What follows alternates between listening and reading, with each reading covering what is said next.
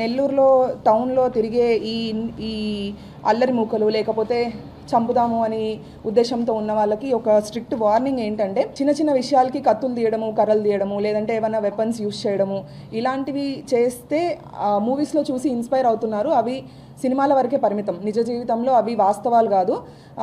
దాంట్లో ఎవరైతే అలాంటి వాటికి పాల్పడతాడో వాళ్ళు హీరోలు అవుతారు. కానీ నిజ జీవితంలో మాత్రం మీ జైల్స్కి వెళ్ళడము ఇలాంటిది యాక్షన్ క్రిమినల్ యాక్టివిటీలో ఇన్వాల్వ్ అయినందుకు స్ట్రిక్ట్ యాక్షన్ అనేది ఉంటుంది. మాకు దొరికితే మాత్రం మీ పిల్లల జీవితాలు నాశనం అయినట్టే. అన్నెసరీగా కత్తులతో కానీ లేకపోతే అనవసరంగా బయట తిరిగితే మాత్రము స్ట్రిక్ట్ యాక్షన్ అనేది ఉంటుంది. ఇలా అన్ని వెపన్స్ కానీ కర్రలు ఇలాంటివి క్యారీ చేసే వాళ్ళకి చెప్పేది ఏంటంటే ఇమీడియట్గా మారండి. ఫస్ట్ భవిష్యత్తు మీద దృష్టి పెట్టండి, మీ ఫ్యామిలీ గురించి ఆలోచించండి. ఇమీడియట్గా మారితే ఓకే, లేదు అని అంటే మీ పైన ఎలాంటి యాక్షన్ ఉంటుందో, మీ జీవితాలు ఎలా అవుతాయో తర్వాత మీరే చాలా ఇబ్బంది పడాల్సి వస్తుంది, మీ ఫ్యామిలీస్ కూడా ఇబ్బంది పడాల్సి వస్తుంది.